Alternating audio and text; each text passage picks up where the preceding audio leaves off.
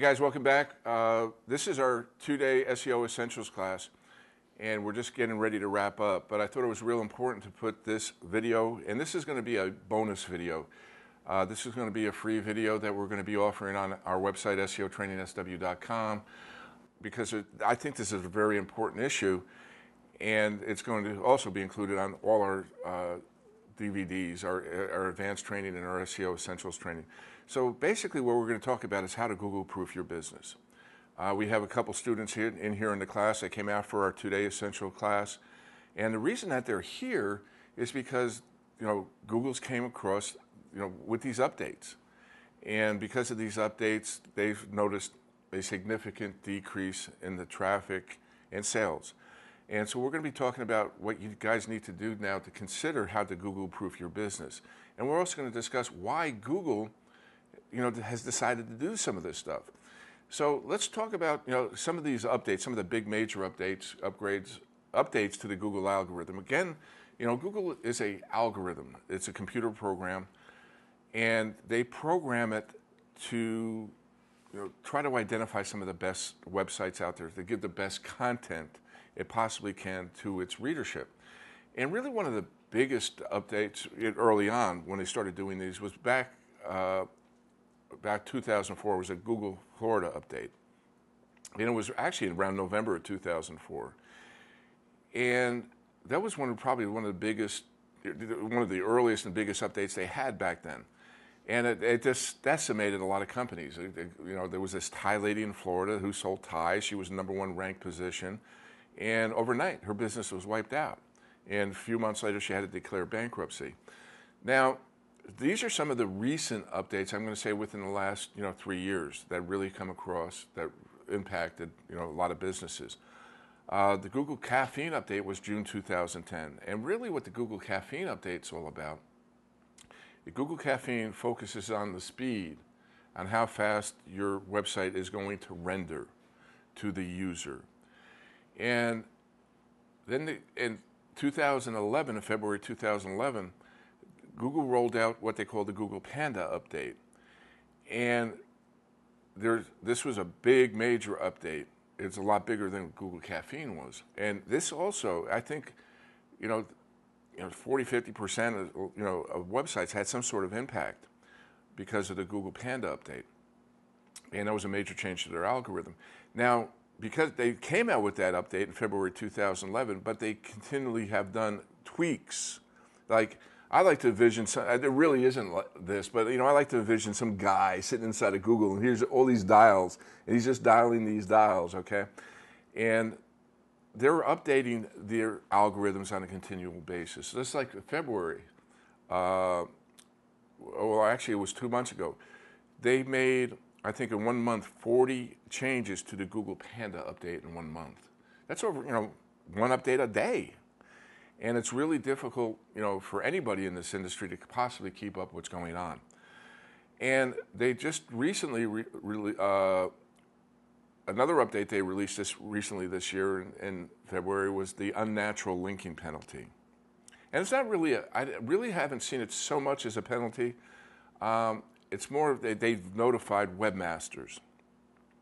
If you have a Google Webmasters account, they sent over, I think, over 750,000 email notices to webmasters that have your Google Webmasters account. Hey, we detected unnatural links on your website.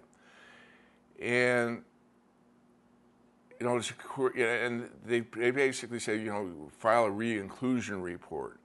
Now, I'm going to warn you guys, if you've gotten one of these, I wouldn't really jump and do anything major if that's all that's happened. If you might notice a little decrease in rankings, but what I think is really a part of that is Google's looking for you to snitch off these public or private blog networks that were going on so they can identify more of them.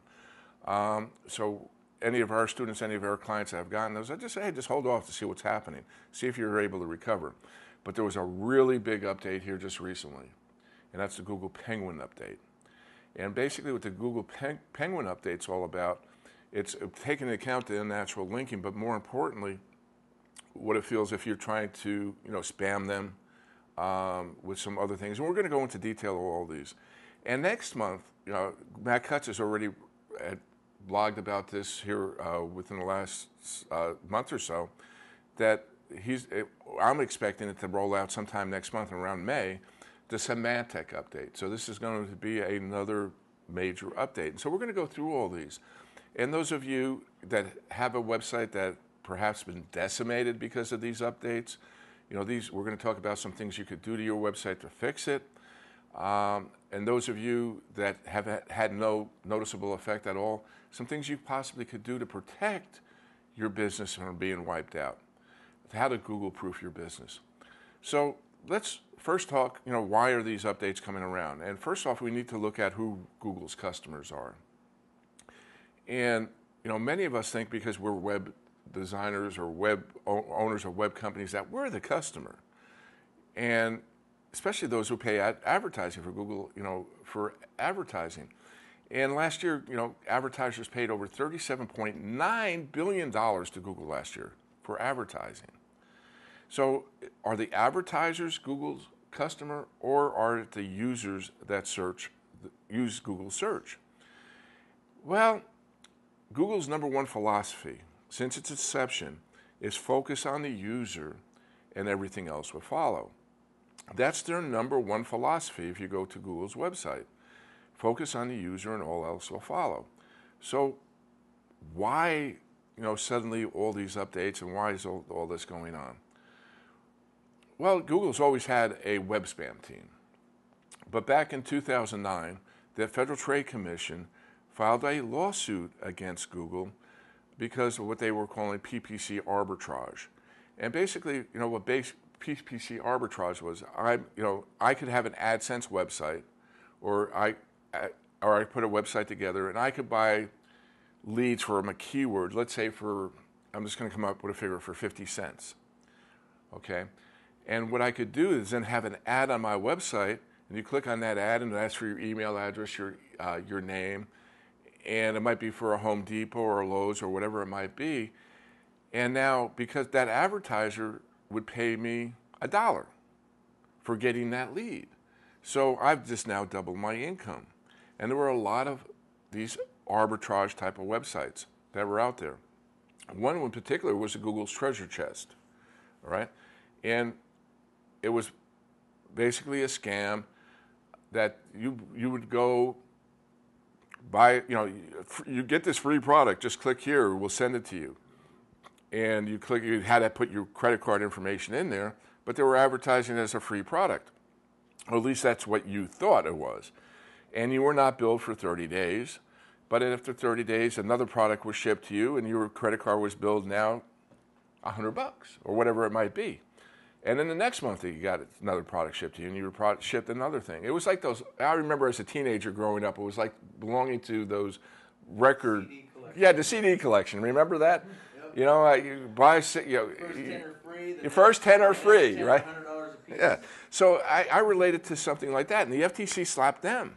Now Google was getting slapped because of this, and so because of this pending FTC lawsuit, Google basically banned the account of over 2% of their advertisers. Now, they had their spam team for the organic search, but they really didn't have so much of a spam team for their pay-per-click, and they had to react and react fast. So they brought their entire spam team over into their pay-per-click. And also MasterCard and Visa became involved in all this, right? Because MasterCard and Visa were being sued. MasterCard and Visa is now also looking at suing Google because that's, hey, Google, you're causing all these problems, right? So again, the entire spam team was brought into their pay-per-click.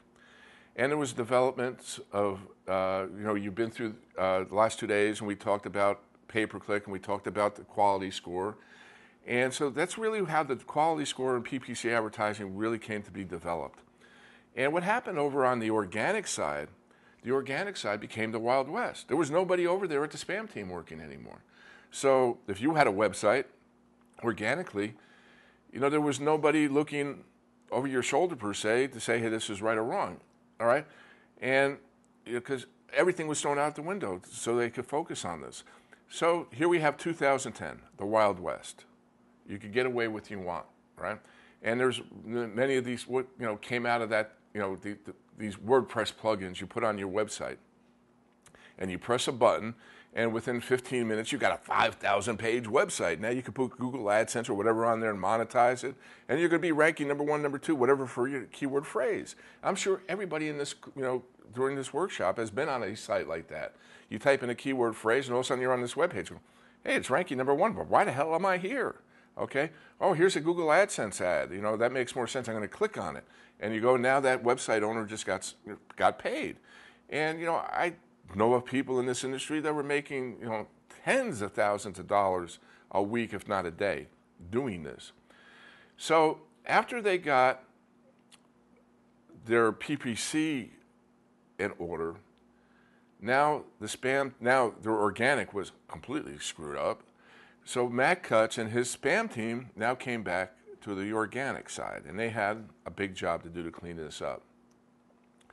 So they took, these algorithms per se that they developed over on the pay-per-click side to reduce the spam, and now they're bringing this over to the organic side. And one of the first algorithm changes they made was an algorithm change called Google Caffeine. Now, that was also brought into play early on in the pay-per-click environment. If your site is too slow loading, if there's a problem with site speed, your ad is not going to show up in Google AdWords. Your ad's not going to display. So they brought that over to the organic side, and really it was a new indexing system.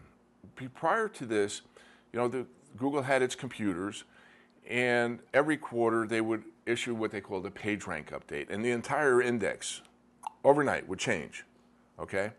So if you were number 1 for a particular keyword phrase, you'd pretty much be assured prior to this you'd be number 1 or be somewhat stable for at least 4 months until they came along with the next algorithm change. But what Google Caffeine did is that it was not only looking at the site speed, but their algorithm, their index was changing on a continual basis.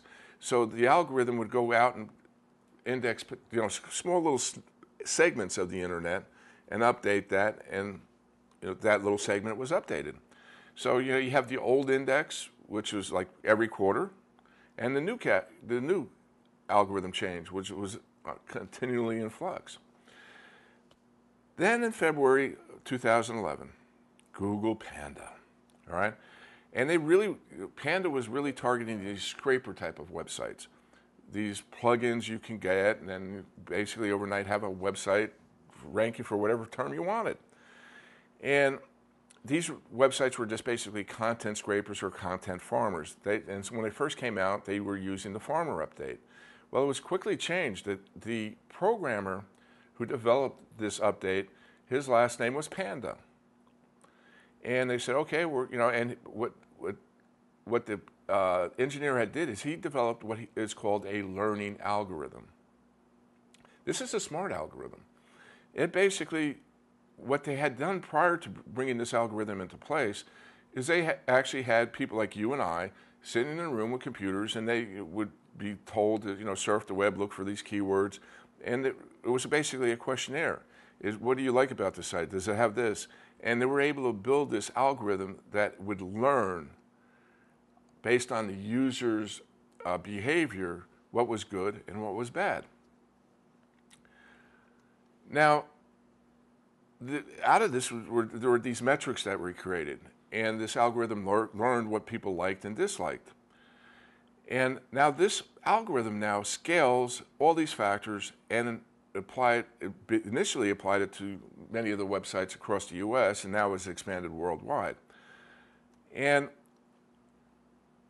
Google is constantly collecting new metrics about quality and feeds them right into Panda instantaneously. So now that's why this Google Panda update is updating itself continually, and why we had 40 changes to Panda this past month.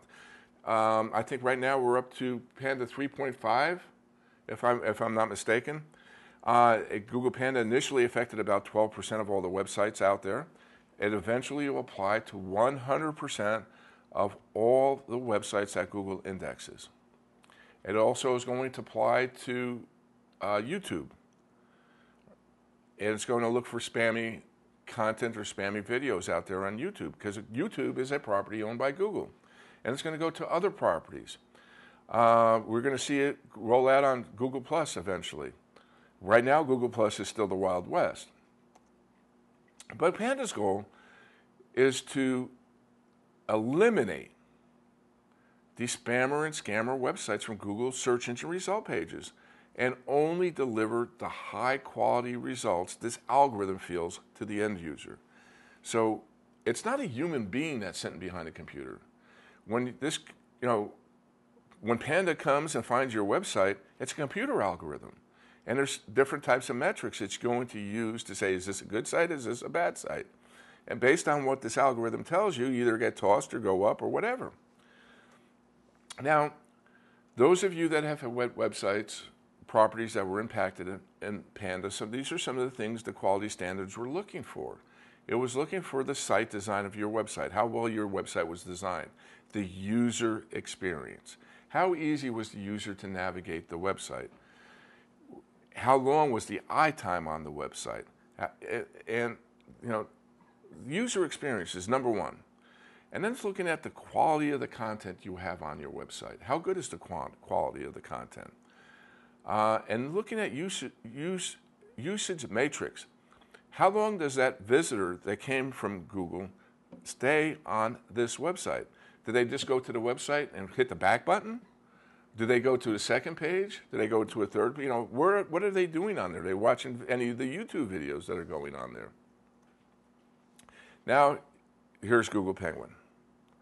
And this was just recently, just rolled out here this past month, April. And it's the over-optimization penalty. And some of the things Google's looking for with Google Penguin are paid links.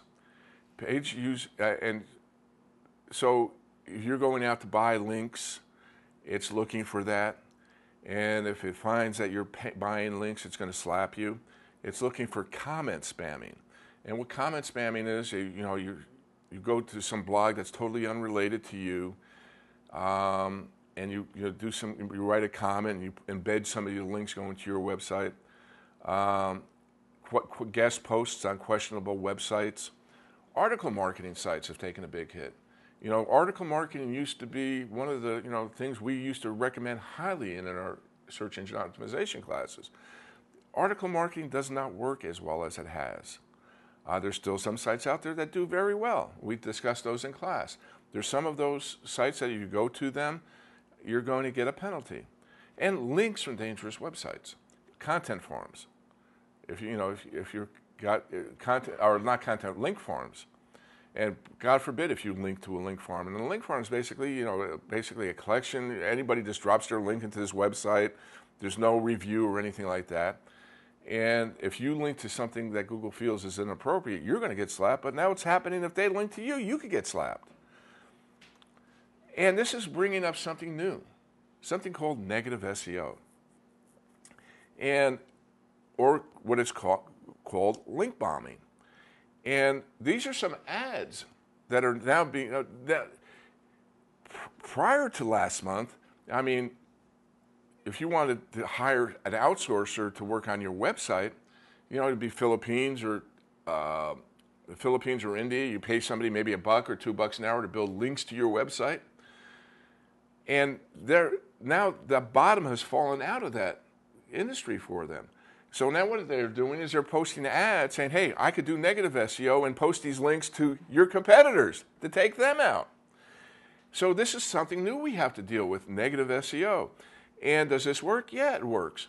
There's recently I can't think of his name, but the SEO that posted had his own website, and he was kind of commending Matt Cutts for what he was doing, and everybody on this forum basically link bombed his website, and he fell out of the index. His site just disappeared, and this was just from link bombing. So you got to be aware of what the negative SEO is all about. Can it happen? If you would have told me that negative SEO was possible couple months ago, I was saying, no, it never happened. Today, it's possible. All right, so you need to be aware of that. So Google Penguin, here's some things you guys need to look at on your website. You have to identify security weaknesses on your website. If you have a WordPress site, when was the last time you updated your WordPress? When was the last time you updated your plugins? If you have a Joomla website, when was the last time you updated Joomla? And these are all content management websites. You need to get tools, employ tools that are going to monitor who's backlinking to you. You need to be aware. Okay, you look, all of a sudden you're seeing a bunch of link spam coming to your website. That might be a good clue that somebody's link bombing you. You need to do a site audit of your website. You need to go to your analytics and collect all the links you possibly can and do a good, proper site audit. Latent semantic indexing. We spent yesterday, a good part of yesterday, going through what LSI is all about. We went through the Google Eyes. We went through using SEO Scout. Now this is something, it's in play today with Google Panda, but next month, Matt Cutts again said it's going to become a bigger factor. Semantic search. So those of you that are not familiar or haven't used semantic search on your websites, guys, get on board today, all right? Because this is the next update that's going to be rolled out, and if Google doesn't feel that your site is relevant to semantic search, you can suffer a penalty. Those of you that have templates, there's a lot, WordPress people that, I'm just going to get this free template from wherever, and you put this template on your website, and there are embedded links inside that template that go to, you don't even know where, they go someplace, and these can now get you in trouble, all right? So those of you that have templated websites that you might have gotten either free or even a web developer designing a templated website, look at those embedded links. Make sure they go, if it was from a web developer, make sure it's going to a reputable web developer and not somebody that's, could harm you. Remove those. Now, be cautious. Now, those of you that have templates, that might be a free template or whatever, but you just can't remove those because now you're violating the licensing for you to use that for free use. So you now have a dilemma where you're going to have to either pay for that template or have a designer design you a new template. You need to get backlinks from trusted websites. During this class, we went through the number of directories we recommended that you go to, such as Best of the Web, Yahoo. We went through a whole string of trusted websites where you could get backlinks. We used SEO Scout on your websites to find out what is the reputation level of these backlinks, to make sure that these backlinks have high reputation, that you're not going to waste your time going after links that have zero reputation when there's right next, here's a site that has a reputation level at 7,000 that's going to basically, that one link will, basically be like hundreds of links that have a low reputation. And you got to focus on the user experience, all right? Think of the content, the navigation, your website architecture. Now, in getting your backlinks, there's two formulas that people are, I don't want to say arguing, but there's some debate going on right now on how you should set up your incoming link structure. The first one is called the bell curve formula. And basically it's a small number of high page rank sites, a small number of low page rank sites, and in the middle, this is basically a high number of medium page rank sites. So basically, maybe you're going after 20 or 30 page rank 2s. You're going after 20 or 30 page rank 7s, for an example. But here in the middle, you might be going after 300 page rank 4s. All right, and that's the bell curve formula. Now this is the power law formula.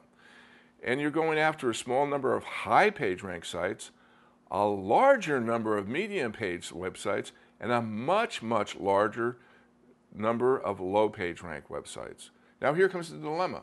Which one should you go focus on? Well, there's actually now a formula. And this formula is basically says that most natural sites have inbound links and outbound links. You have to have outbound links now going on your website that follow the power law of distribution. And basically, it's the power law, all right? So this is a major deviation in the distribution of PageRank that we've all become used to. This is a big change. Now, this is the old SEO formula. This is, when I started doing SEO, started teaching SEO, hey, you got a web page, you get highly keyword optimized web page. You want to rank for blue widgets? Get a lot of blue widgets on the page. Get a lot of links that say blue widgets coming in. This is Stone Age SEO. That does not work anymore. And it's completely irrelevant in post-Panda, and it's going to hurt your website. This is basically a graph comparing the old SEO formula to the new SEO formula. Now, this is what's going on with Google Penguin. This is going to change next month with semantic search. You can see that, use of repetition of the primary keyword, several months ago or last year, that accounted for about 80% of your optimization. Today, that only accounts for 40%. All right? A bigger chunk of that, 30%, is the user experience. You look at the old SEO formula, you don't even see that metric in there. All right? That didn't even exist. So look at the user experience. This is, I'm not going to, you can see it on the slide, but, this was a funky looking website that I found, all right? It's just like, what is it? What am I supposed to do here? And that if the user perceives this, the Google algorithm Panda is going to perceive this. Oh, this looks like a crummy website. Google can look at your website based on the quality team standards, all right? So Google Panda is going to come to this site and say, God, this looks awful. It doesn't look professional. I don't know where to click. I'm lost. So site design, the development of your website, the ease of navigation is going to help in Google proofing your business. Going along with the user experience, the content. Content is more and more and more important. You need to have high quality, original content, not duplicate content, and that includes images. Those of you that are selling products on your website, just taking that product image and putting that on your website because, hey, I never had to take pictures before of these products, that could be a penalty, right? So even down to the images, you need to have unique images and unique content. You need to have social media integration. You need to implement YouTube. Get Facebook, Google Plus. Emphasize that, Google Plus. You need to have your Google profile. You need to have your Google Plus for Business page up there. Extremely important. Facebook. Start implementing the social media. Social media is going to be increasingly important as we roll out. Trust factors. Google's algorithm is looking for trust factors above the fold. It's looking for logos. It's looking for privacy policy. It's looking for Better Business logos, MasterCard logos, whatever. They program this to, hey, look at this website, see if it has a Better Business logo. I'm assuming, I don't know for sure, but that's what we're hearing, all right? Most importantly, you need to have a FTC disclosure. If you're having any testimonials on your website at all, let's say one of you guys come up here and you give a testimonial. Hey, this SEO training class I went to was the best SEO training class I ever went to. I need to have an FTC disclosure saying, did I pay you for that? Was that given under your own free will? Did I put your arm behind your back and threaten to shoot you? All right? I got to say what I did to encourage you, if anything, to give that disclosure. You have to have visible disclaimers. Anytime something cannot be proven 100%, you have to have a disclaimer. Here's the user experience again. All right? Really good way to check, if the code's good on your website, W3C validator. Just type that into Google. You're going to come to this website here. Just take your URL of your website or URL of a particular page you want to check and see how it ranks. Make sure your title tags are proper. here in the class, we had a student that title tag was index. All right, that's not a good title tag. All right, index, and that's going to be discounted. In this, you need to make sure that all your images have the proper alt tag. If you have a picture of an RV, if you have a picture of a boat on your website, that it has to be tagged. Boat. Make sure that those are on there. Tags, proper headline tags. Remember, we talked about headline tags. You only should have one H1 tag per page. And here during these last 2 days, we've come across a number of students' websites that had 2, 3, 4, sometimes even 6 H1 tags. That's improper SEO. That's going to hurt you. You need to have a sitemap.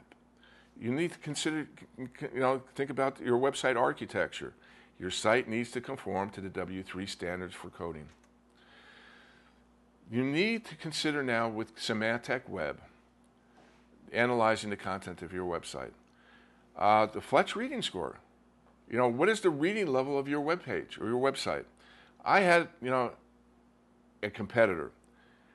We spoke about in the class, so I showed you some of the stuff.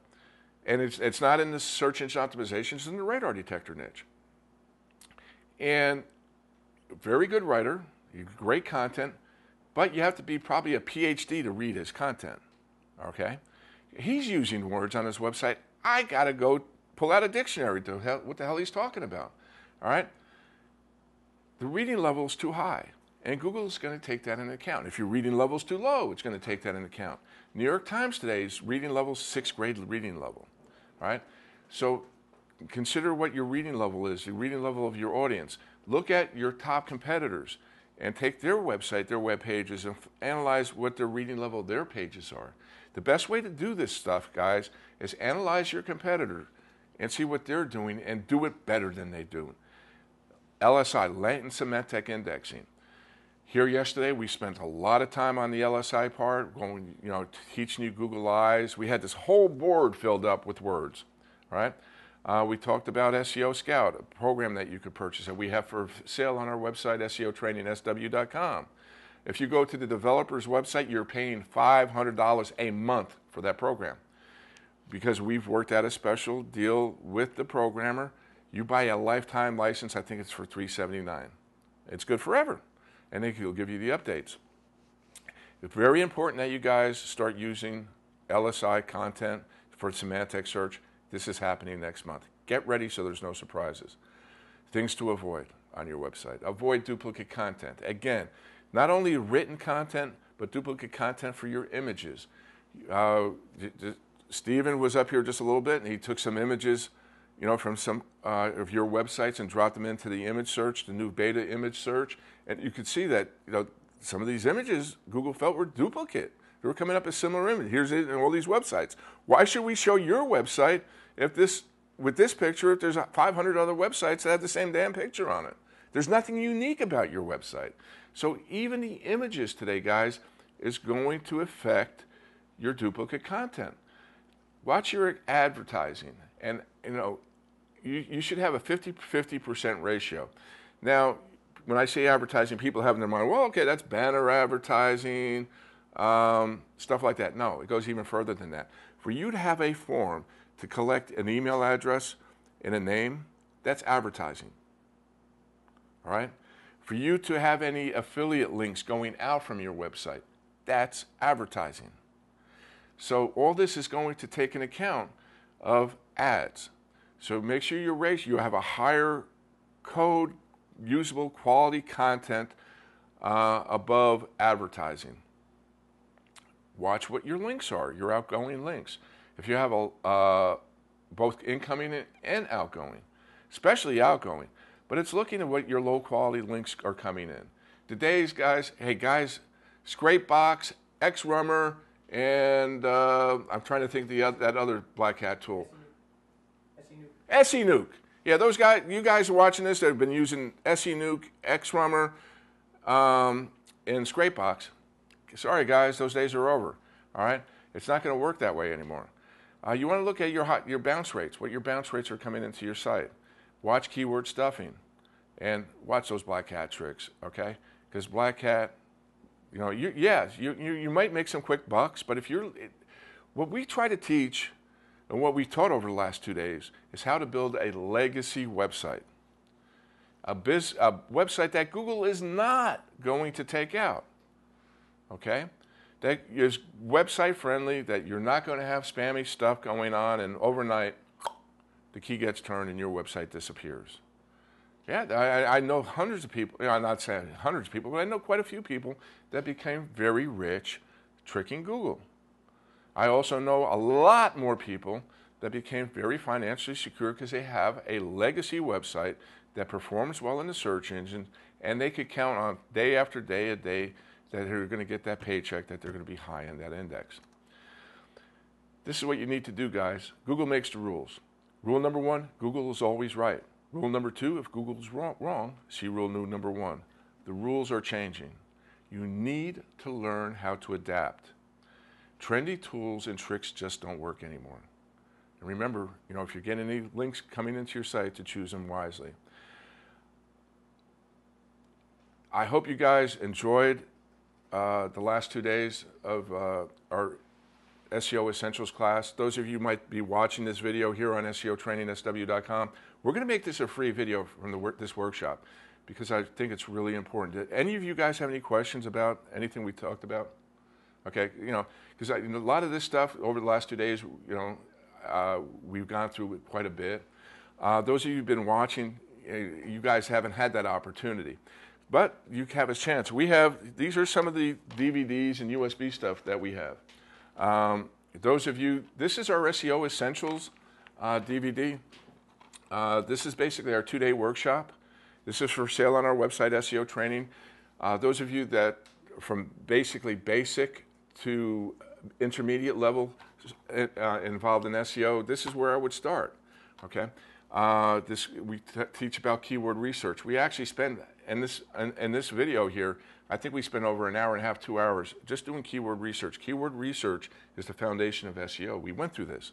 All right, if you get that step wrong, everything else is screwed up. We go through basically the 8 steps, what we call our SEO roadmap. And with the SEO roadmap, you know, so often we hear from, you know, students that have gone through other training, hey, you know, somebody just give me a roadmap on how to be successful, on how to do this stuff. This is it right here. Those of you that are a little bit more advanced, have a basic foundation of search engine optimization. This is our advanced training. This is from the intermediate to advanced level. This is our 3-day workshop. This has 2 days. This has 3 days of videos. This comes in with 3 DVDs. We're going to be putting these on USBs. Once we sell out of these, I think we'll just have a few left, and we're going to be going to the USB drives. This is social media. Social media, as you've seen in here, is getting to be a hot topic. You need to be your website needs to be integrated with social media. We go through social media marketing, YouTube marketing, LinkedIn. We go through all the basics of social media. This is a 1-day workshop. It has about 6-7 hours of video. And we just shot this here last week. This is our local search workshop. This is 6+ hours.